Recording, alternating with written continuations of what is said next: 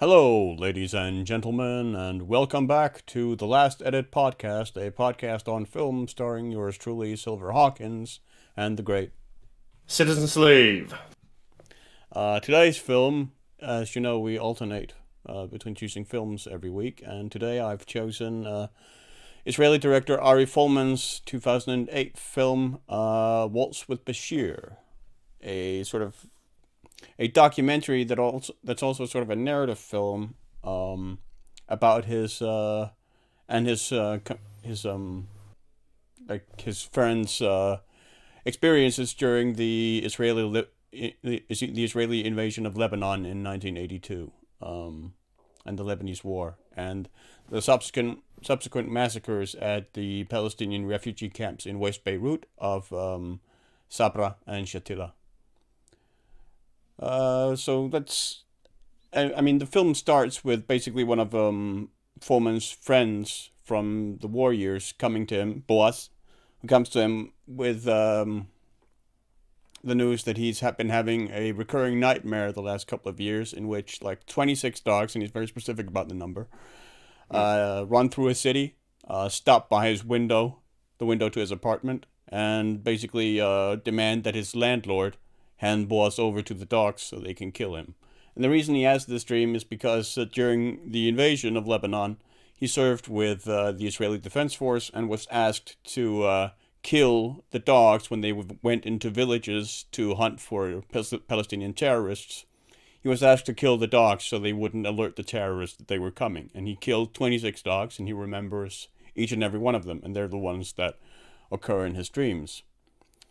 And from there, that sort of spurs Fulman on to embark on a journey to sort of because he finds that he was in Lebanon as well as a soldier, but he doesn't remember. Unlike Boaz, he doesn't remember what he did. So he starts to sort of seek out other compatriots that he fought with, or other people who were there during Lebanon, and speaks with them, and sort of starts to regain his memories. And that's basically the progress of the film up until the end. So let's just get into it. What did you think of it? Well, I think first of all, it's quite a remarkably unique film.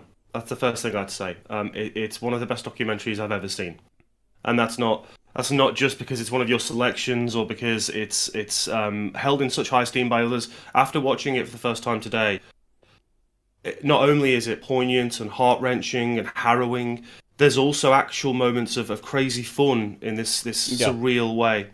And the fact that it uses three different types of animation, hand-drawn, flash animation, and then also and 3D animation, some 3D CG, and combines those.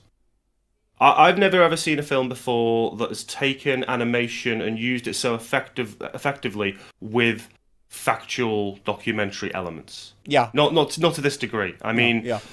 Structurally, it's not actually that different structurally from something like Claude Lanzmann's 1985 Shoah. In Shoah, it's witness testimony from survivors of death camps, Treblinka, Auschwitz, etc. And what Lanzmann does is have these really harrowing, slow shots through the camps as they were then empty, while the testimony is played. Now, it's done in a completely different way here. We have animated sequences that reflect the interviews, which are done in Flash. And then we have the other type of animation, which is as he starts recollecting these repressed memories of the war and these experiences, as he meets each person he served with, and they tell him these stories, and his memory starts to ignite. We have these amazingly harrowing, fast-moving, wonderfully dynamic sequences. The one that really sticks out is Fenkel, I think it was. Fenkel, yeah. He describes this memory where he's in the middle of a street and they're being suppressed by sniper fire up in the buildings. Yeah. And he says he misses the gun he had before because he used it so well. So he has a little mini fight with this his own soldier, takes back his mag, and then just goes out into the street. And it's almost like he's doing a waltz, as it says in the film, in the middle of the street, avoiding the sniper fire and firing back. And just those moments are so evocative. And often with those moments as well, he'll play classical music, which heightens that kind of scene. And there are other moments which are just there. So poignant. There's a guy he speaks to later on. I can't remember his name. The bald-headed guy he interviews. Yeah. When the guy talks about being a coward. No, they're in a tank. The tank is shot at and is about to explode. They get out of there. They don't have any weapons. He's now the leader because the chief and the captain of the tank has been shot, and he just hides behind a rock because he doesn't know what to do. He's just completely afraid. And then he waits for night and he swims in the sea far away from the border as he can to make sure that he's not spotted. And he finally gets back to his own regiment. And then he describes how he felt like a coward to them because he wasn't there and they'd all been fighting and he kind of swam off and saved himself. And survivor's guilt, yeah. Yeah, and then he said he couldn't. He went to the graves for a while, but he had to stop. He couldn't carry on. He felt like he didn't deserve to be there.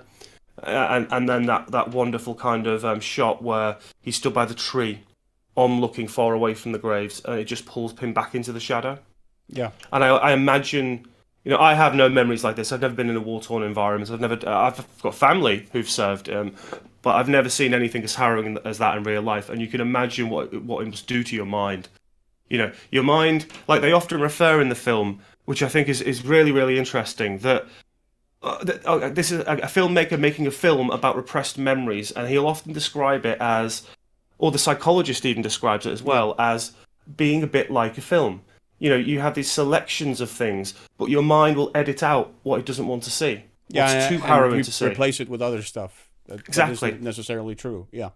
Yeah, and it fills in the blanks, and then you get those surreal moments, which are actually the combination of what the real memory was, but heightened and made more surreal because of the way the memory is trying to work out what the truth is and what the truth isn't, and those kind of elements. It's one of the most truly kind of focally harrowing films that I've seen about war in a very long time. Yeah. Very, very long time. And the soundtrack, oh man, it's so evocative at times. We've mentioned the classical music, but also there are moments which are almost, like I said to you before the podcast, like Platoon to me, or Apocalypse Now, when all the soldiers are together and there's crazy stuff happening on screen, and some Lebanese rock will be playing and singing about the war, these war songs. Or Hebrew. But then in Hebrew, sorry. And then you also have that really quite macabre and melancholy main theme that runs at certain parts of the film.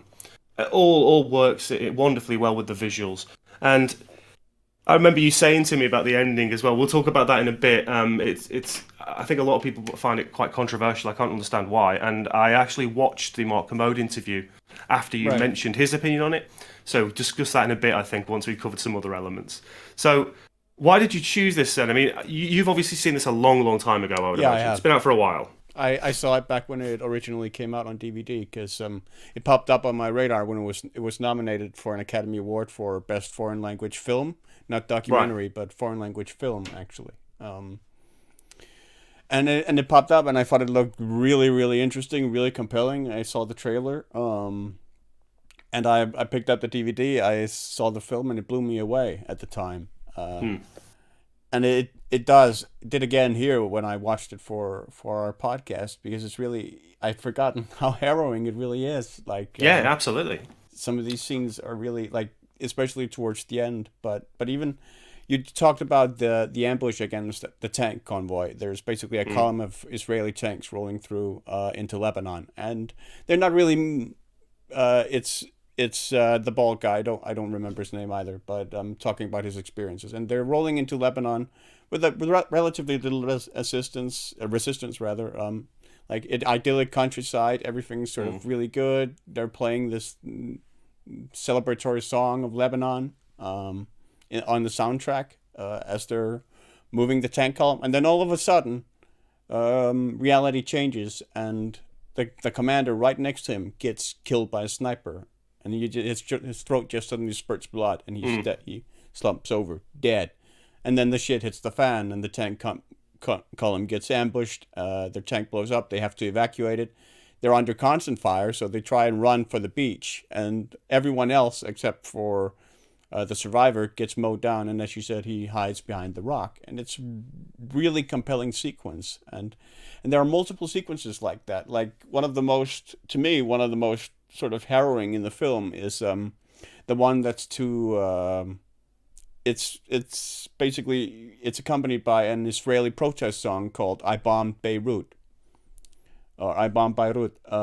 It has a lot of imagery that's very reminiscent of Vietnam, like flying Black Hawk helicopters and so forth, like silhouetted.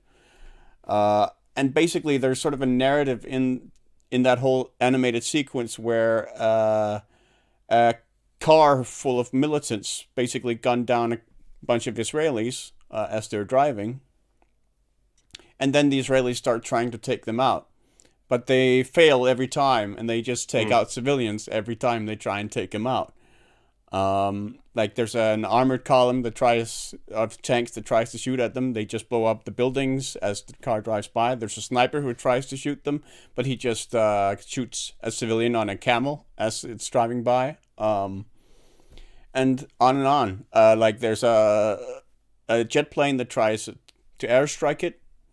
Misses as well, and the car just goes on.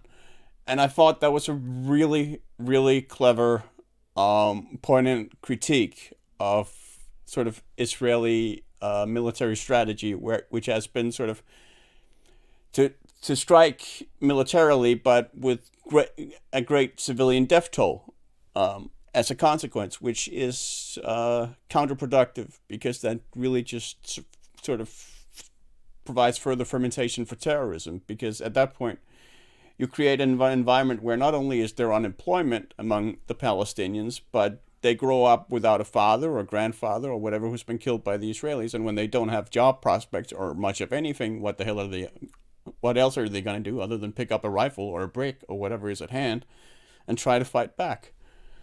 I thought that was really clever, and there are multiple moments like that. There are moments throughout the film. I mean, there's a few that stand out to me. There's one where there's a group of soldiers. I think he's talking to Charmy. I think that's how you pronounce it. And the group of soldiers just walking through a field, and they notice just in the distance a child who lifts up an RPG and fires it through the middle of them, and it hits the tank behind them. Yeah. And then they have to mow down this child. And it does the Spielberg thing as well. I think he's wearing a red T-shirt again to kind of show it, blood and innocence and foreshadow it a little bit. But the one bit that, apart from the ending, that really stood out to me was the horses.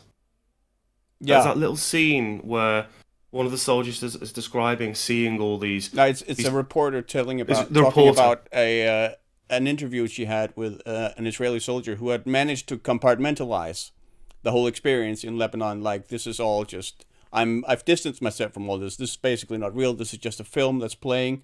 And then he comes into Beirut and he comes across the stable where these magnificent Arabian horses have been bombed and are burning up. They're writhing in pain. They're mutilated. They're suffering immensely. And that's when the film breaks for him, when he can no longer compartmentalize and sort of distance himself. And he gets pulled into, this is real. This is actual reality. And it devastates him. It breaks him. Yeah, because they're innocent. They're horses. Yeah. They have no concept of war. They're just these innocent animals which are being slaughtered in amongst all these innocent people and all these soldiers. Yeah. And you could imagine like this one kind of image burns into your mind, and just it's always going to be there. It's always going to be kind of threatening your ability to stay mentally healthy. This film does a wonderful thing with PTSD. It shows you how a mind can unravel and how a mind can lose components because of the horrors it sees during war. I think. Well, let's get the elephants out of the way with the ending, I guess. Yeah, I mean, we can lead up to the ending with the fact that, I mean, throughout the film sort of starts with, after his talk with Boaz, Fulman gets his first memories back from the war, which is a recurring dream sequence that occurs throughout the film, where he wakes up along with other old war buddies along the Lebanese coast, just outside of Beirut. They move into the city. They're all naked, and they rise up from the water, and they move into the city, and the city is lit up by flares. It's nighttime, but the city's lit up by flares. That happens a lot as well. That flare motif is used consistently throughout the film. And they move up into the city, they get dressed, and then they start moving down the street. And he turns a corner, and all of a sudden there's all these women in Muslim garb walking past him. And that's when the dream sequence ends. And that sort of builds towards the ending where he regains his memories, and that sort of and puts everything into perspective about that. Because it turns out that during Sabra and Shatila, he had actually been stationed about 200 meters away from the camps, and he was part of the crew that launched the flares that lit up the night so that the Christian Phalange militias could do the killing in the camps and clear them out. And that's basically sort of the core of his guilt, that he was part of it. His friend asks him, well, were you firing the flares? And he asks, does it matter if I was? I mean, I was there. I didn't do anything. I just stood there passively. And it sort of goes further than that, because it even puts it into the perspective of the Holocaust, where these images that came out of Sabra and Shatila were reminiscent of the images that came out of the Holocaust, where you had piles of dead bodies, children being mutilated, scalped. Up to waist height, they describe it as, down the alleys and in the courtyards. Yeah, children's being scalped, crucifixes being carved into their skin. That one bit, stuff. That one bit where the journalist describes walking in for the first time and seeing the head and the hand of the dead child. Yeah. In the concrete, in the rubble is really, really harrowing. Yeah. And that same journalist, by the way, is the guy who woke up Ariel Sharon and said, "We have to stop. We have to do something. We have to stop this." And Sharon just brushed him off. Yeah. Thank you for alerting me. Happy New Year or something, he said, didn't he? Yeah. In the face of an atrocity, it'll be fine.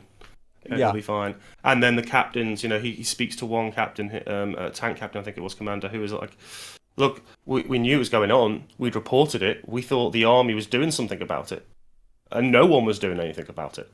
You know, and then in essence, the whole town was just decimated. People were, killed all over the place. Families, kids, the elderly, all the young men were killed first. Yeah. Just, truly heart-wrenching stuff. And the fact that it's this animated documentary. Okay, so let's get to the actual ending then. So the final part of the film is when we see, the bodies in the town. We see what these people have been describing, this harrowing massacre that happened. But at the very end, it cuts to real-life stock footage of the actual massacre. These dead bodies in the ground. And when I watched Mark Kermode, he said that he felt like the film didn't need that emphasis and to pull it into reality for the audience because the animation already did it. I disagree. Yeah. And I disagree because a general cinema audience isn't going to think like Mark Kermode does. So for an hour and 25 minutes or more, you have been watching an animated film.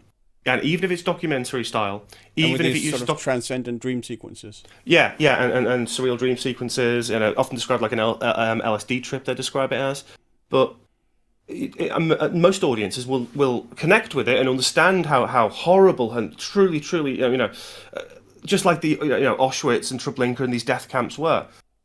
But it's still animated, and I think some audience members will need the slap in the face of this was real. Yeah, this isn't just an animated film. This isn't just a story. This was real.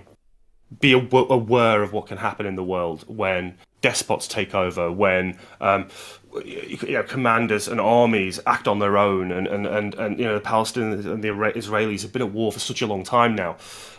This really truly horrific stuff can get forgotten and should never be forgotten. And that's what that ending sequence does for me. It shows absolute truth, and I think you need that.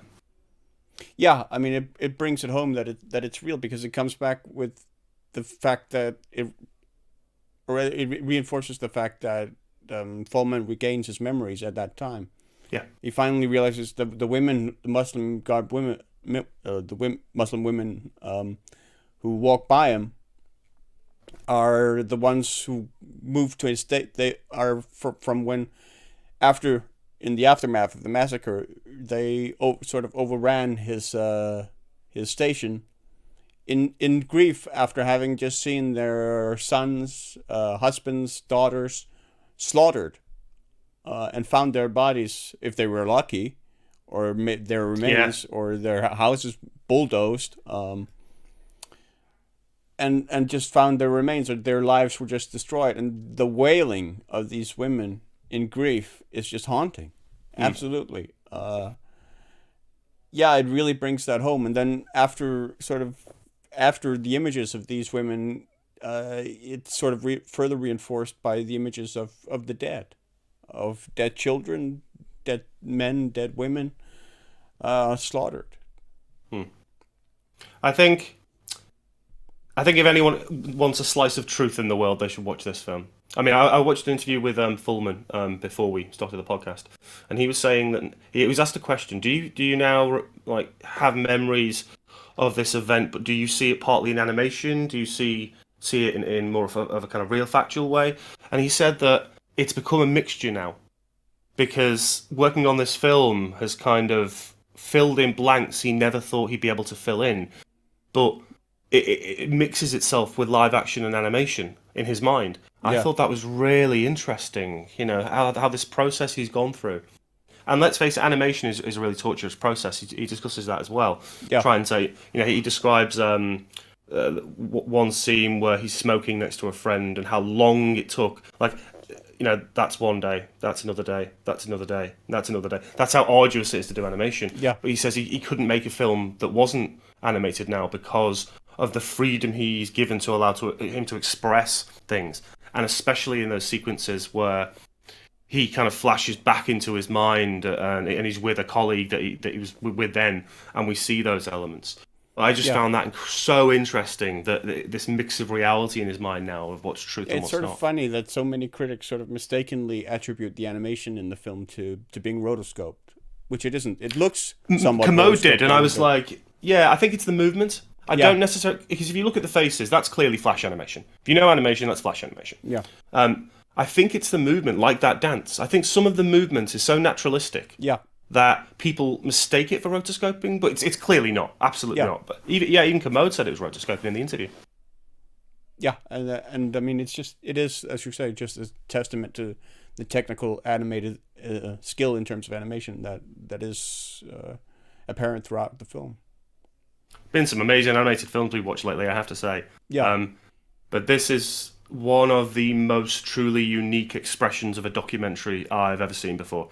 Yeah, I studied documentary at university onward for a very long time, Grierson onward and Flaherty onward.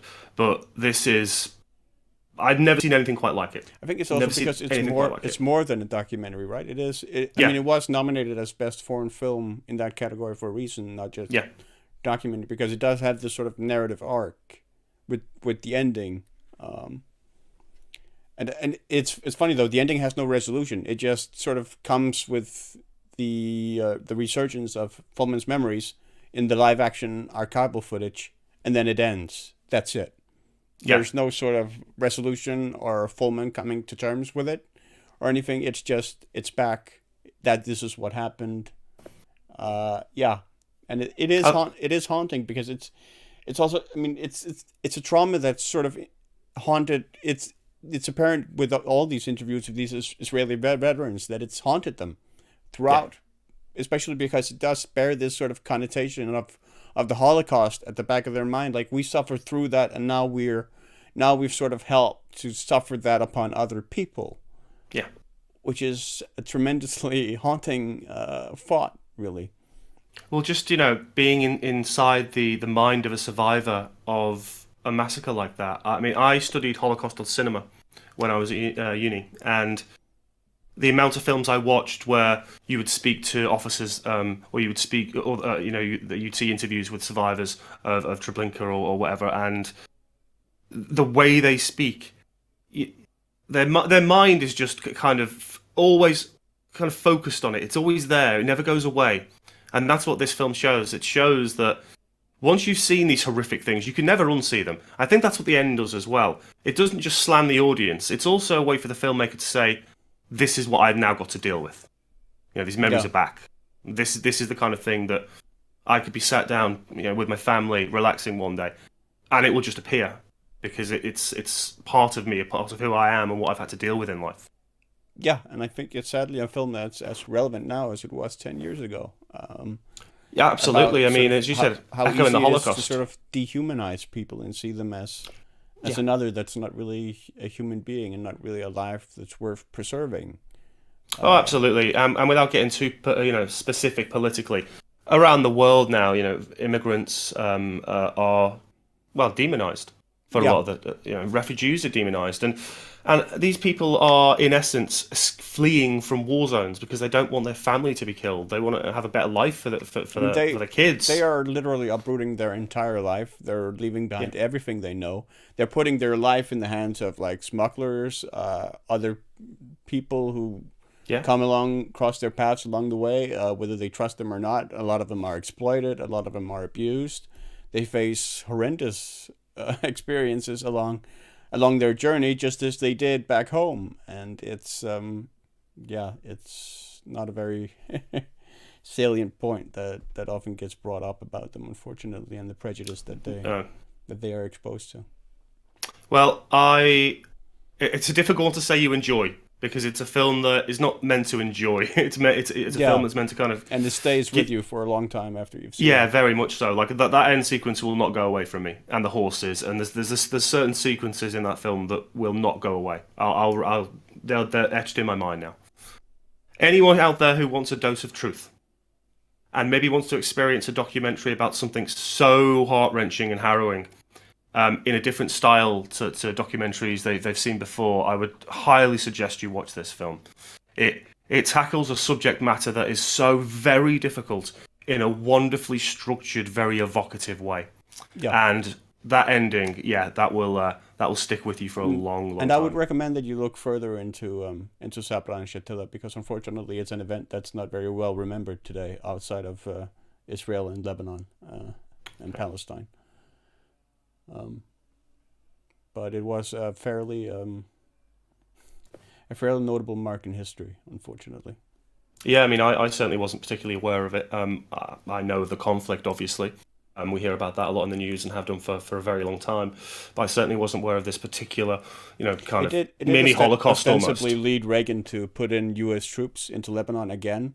Uh, and that was when a suicide bomber then blew up a truck at a U.S. military base and killed like 250 U.S. troops, which was when Reagan Wow. pulled them back out. Horrifying stuff. Yeah. Really, really is.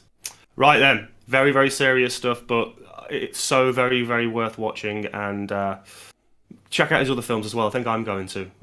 His visual Yeah, style. he's a good filmmaker. I Fun. guess the last thing which I didn't mention, which is something as a film fan was very, very wonderfully done, was the use of the camera work. Yeah. For an animated feature.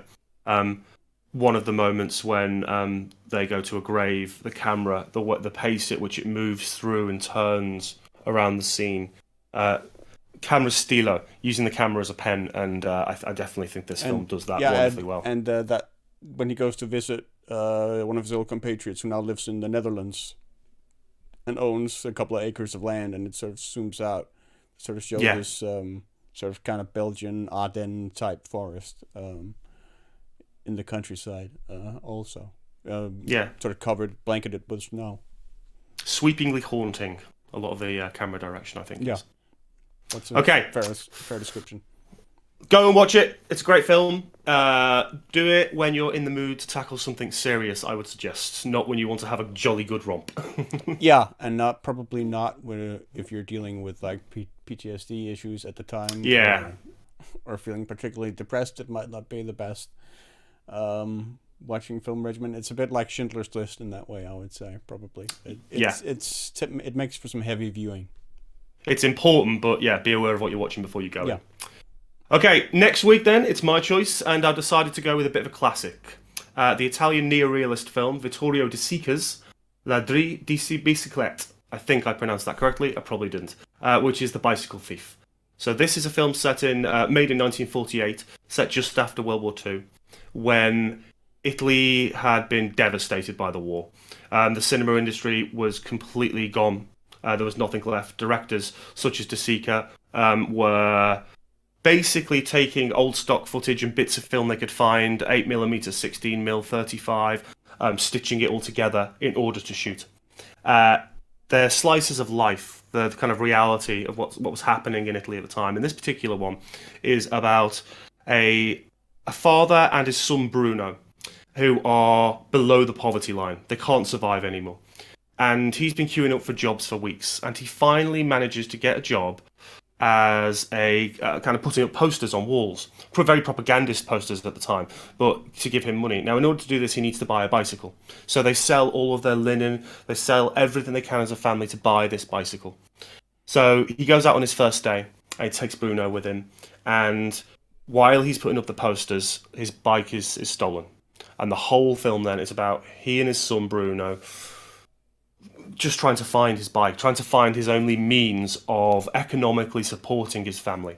It's another film which is quite crushing at times, but it's also a film which I've loved for a very long time. It's probably the poster child of the Italian neorealist film movement, if you like. There's lots of other great films in that movement, but I think it's the one that people should definitely see. So that's for next week. Yeah, I'm not going to say it sounds great, but it certainly sounds compelling. So looking forward to that very much. Excellent stuff. Right, folks, thank you very much for watching the Last Edit podcast. We will see you again next Sunday. And take care.